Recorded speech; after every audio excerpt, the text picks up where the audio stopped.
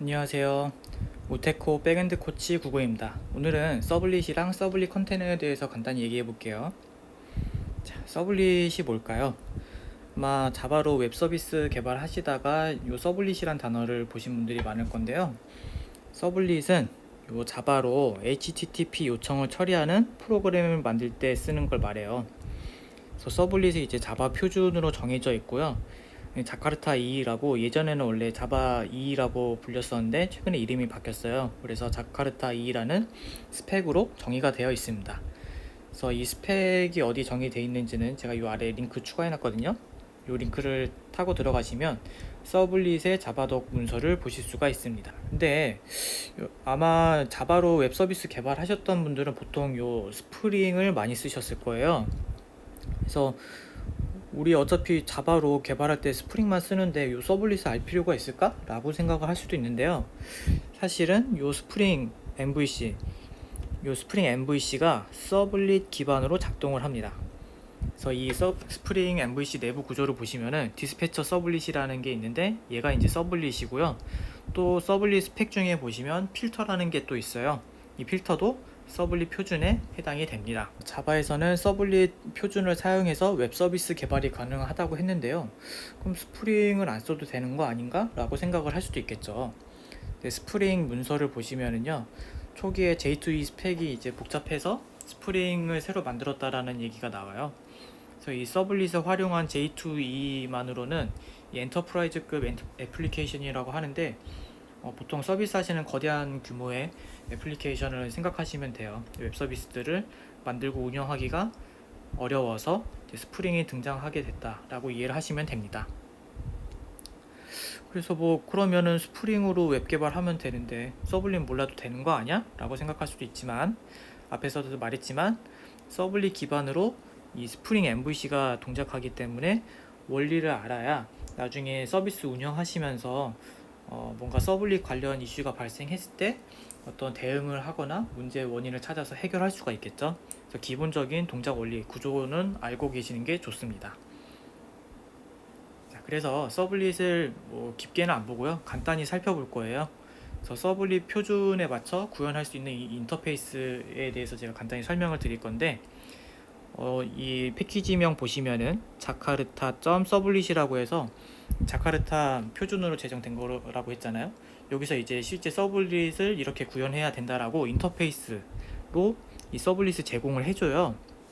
그래서 이 인터페이스를 열어보시면 이렇게 5가지 메소드가 있는데 이 2개는 크게 신경 안 쓰셔도 돼요. 이 밑에 2개는 그냥 서블릿 정보라든지 이 서블릿 초기화 할 때 쓰는 어떤 값들 설정할 때 쓰는 애들이라고 그냥 생각하시면 되고, 이 3개에 대해서는 어느 정도 이해를 하고 계셔야 됩니다.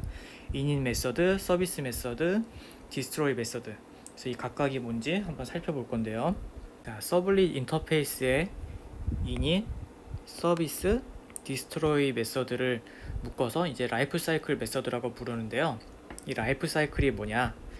이 보시면은 웹 컨테이너라는 걸 일단 아셔야 되는데, 이거는 간단히 말하면 일단은 톰캣이라고 생각하시면 돼요. 이 톰캣이 처음에 실행이 돼요. 실행이 될 때 서블릿 클래스를 일단 로드를 합니다. 이 서블릿 클래스는 여러분들이 앞에서 봤던 서블릿 인터페이스 가지고 웹 개발자들이 구현한 클래스 파일, 자바 파일이 이제 컴파일 되면 클래스 파일로 이렇게 바뀌잖아요. 그거를 웹 컨테이너가 처음에 실행되면은 불러오는 거죠. 그래서 그 불러온 파일을 가지고 우리 서블릿 객체로 만들어줍니다. 이제 기본 생성자를 사용해서 객체로 만들고요. 객체로 만든 다음에 그 앞에서 봤던 요 init 메서드를 실행을 시켜줘요. 근데 웹 컨테이너가 처음 시작할 때 그때 한 번만, once라고 써있죠. 서블릿이 처음 실행됐을 때 딱 한 번만 실행이 되고요. 그리고 나서 이 웹 컨테이너는 우리 톰캣 생각하면 된다 그랬는데, 톰캣은 클라이언트의 요청을 받아서 처리해주는 역할을 해요. 그죠? 그 요청을 처리할 때 이 서블릿에 서비스 메서드가 호출이 돼요. 그래서 자바 웹 개발자들이 서블릿을 구현할 때 이 서비스 메서드에다가 처리하고 싶은 비즈니스 로직을 작성을 하면 됩니다. 그럼 여기서 요청을 받아서 응답을 전달해주는 작업을 진행하게 됩니다. 그리고 이 톰캣으로 서버를 운영하다가 보면은 우리가 재배포를 해야 될 때도 있고 아니면 어떤 이유로 뭐 서버를 종료를 해야 될 때가 있는데, 그때 호출되는 메서드가 이 destroy 메서드예요. 그래서 어떤 이 서블릿에서 종료할 때 작업해줘야 되는 일이 있으면은 이 destroy 메서드에다 작업을 해주시면은 톰캣 서버가 종료될 때 이 메서드가 호출이 됩니다. 그래서 이 세 가지 서블릿 컨테이너가 이제 실행되면서 서블릿 객체가 처음에 만들어지고 어떤 요청들을 처리하고 종료될 때 이 과정들을 라이프 사이클이라고 생각하시면 돼요. 그 라이프 사이클에서 사용되는 메서드들을 init, service, destroy라고 생각하시면 됩니다. 자, 그래서 서블릿과 서블릿 컨테이너가 HTTP 요청을 어떤 과정을 통해 처리하는지 한번 같이 살펴볼게요. 그래서 이 클라이언트로부터 어떤 사용자가 우리 서버에게 요청을 처리해달라고 get 메서드로 요청을 보내면 요청을 처음에 컨테이너가 받아요. 컨테이너는 앞에서 말했던 것처럼 뭐 톰캣을 생각하시면 되고요. 이 톰캣을 뭐 서블릿 컨테이너라고도 부르고 또는 와스라고도 부릅니다. 그래서 이 컨테이너가 요청을 받아서 이 요청을 처리해줄 적절한 서블릿을 찾아야 되는데요. 보시면은 지금은 예시에서는 이미 이제 이 서블릿 하나만 있는데, 서블릿 정확히는 서블릿 객체를 말하는 건데, 뭐 예를 들면 로그인을 처리하는 객체를 우리 개발자가 작성했으면은 이 서블릿 클래스 파일을 가지고 웹 컨테이너가 서블릿 객체로 만들어놔요. 근데 이 컨테이너 중에 로그인 처리하는 이 서블릿은 하나만 존재한다. 로그아웃하는 서블릿도 만들었다고 합시다. 이렇게 서블릿이 있으면 얘는 로그아웃 처리를 해요. 얘도 마찬가지로 컨테이너가 하나만 만들어둬요. 아시겠죠? 그래서 서블릿은 웹 컨테이너에 한 개씩만 인스턴스로 존재를 하고 있습니다. 그래서 이거를 싱글톤으로 생각하실 수도 있는데 싱글톤은 아니고요. 왜냐하면 싱글톤 클래스 같은 경우에는 그 객체로 한 번밖에 못 만들도록 내부에서 프라이빗 메서드로 뭐 생성자를 이제 프라이빗 메서드로 만들고 이러잖아요. 근데 서블릿이 그렇게 돼 있진 않거든요. 그냥 톰캣이 처음 실행될 때 그 구조상 서블릿을 한 번만 이제 실행한다 뿐이지 싱글톤까지는 아닙니다. 뭐 어쨌든 이렇게 서블릿 객체 하나씩 만들어지고요. 그래서 아까 요청을 받았으면은 그 요청을 가지고 두 가지 객체를 만들어요. 리퀘스트 객체, 리스폰스 객체로 각각 만들어서 이 컨테이너가 서블릿을 관리한다고 했었어요. 자기가 관리하고 있는 서블릿 중에서 해당 HTTP에서 URL에 맞춰서 적절한 서블릿을 찾아서 그 서블릿의 서비스 메서드를 실행을 합니다. 서비스 메서드를 실행을 할 때 리퀘스트랑 리스폰스 객체 만든 거를 파라미터로 전달을 해줘요. 그래서 그 객체 실행은 스레드 하나에서 이제 실행이 되는 거예요. 그래서 우리 웹서버 잘 생각해 보시면은 동시에 여러 사용자들의 요청을 처리할 수 있잖아요.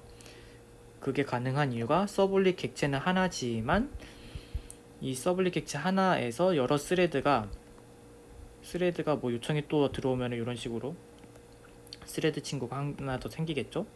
그래서 그 사용자의 요청을 또 얘가 이렇게 처리를 해주는 식으로 동작이 된다. 그 처리한 내용을 리스폰스 객체에 담아서 사용자한테 되돌려줍니다.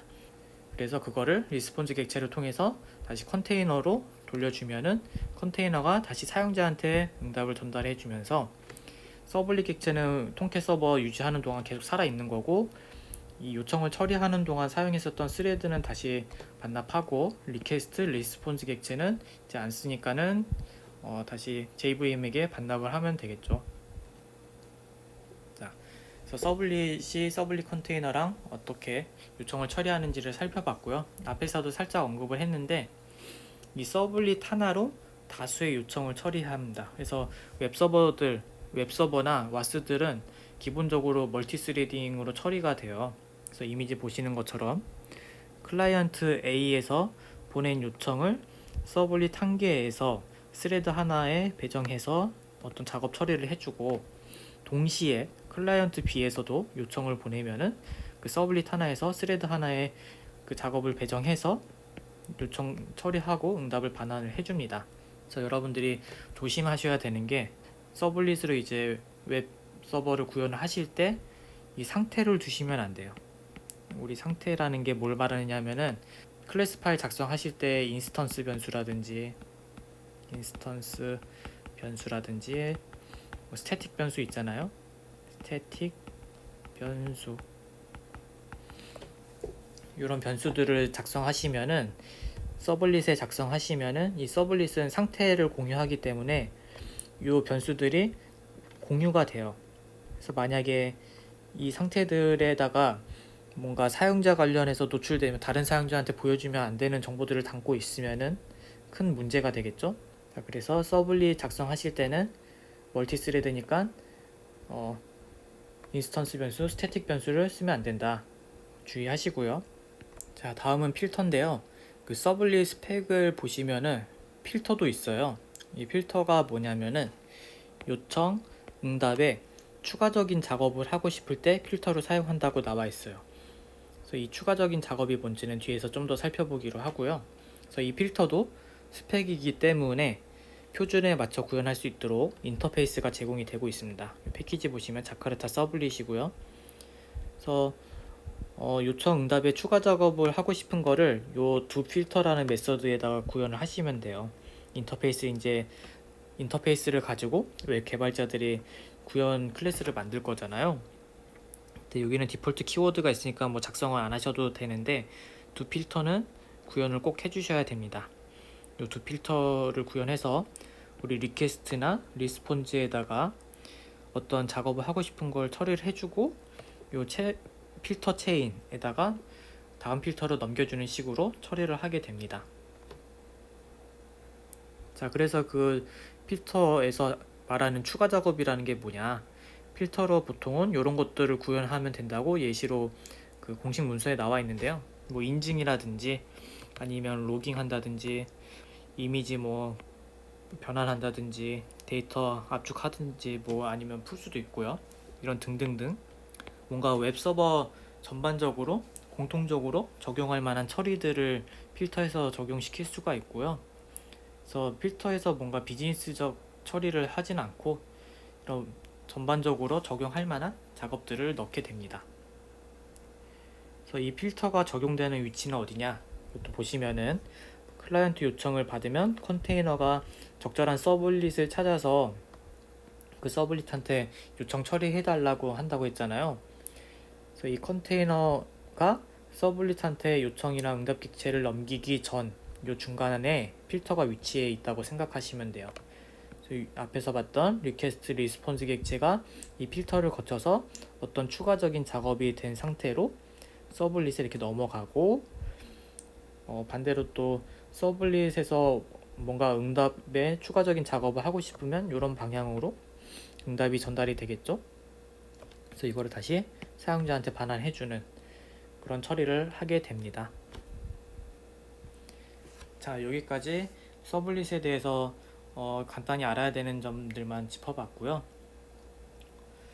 혹시 보시면서 뭔가 더 궁금한 점이 생기면은 댓글 남겨주시거나 그냥 오프라인 강의 때 저한테 질문 주시면 되겠습니다. 제가 지금 꼭 알아야 된다고 생각하는 부분만 빠르게 살펴본 거라서 서블릿에 대해서 더 깊게 아시고 싶으신 분들은 헤드 퍼스트 서블릿 앤 JSP 책을 보시면은 아실 수가 있는데 이게 절판이 됐더라고요.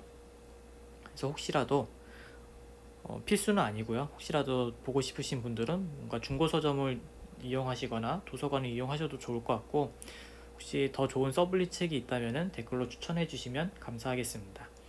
자, 여기까지 진행할게요.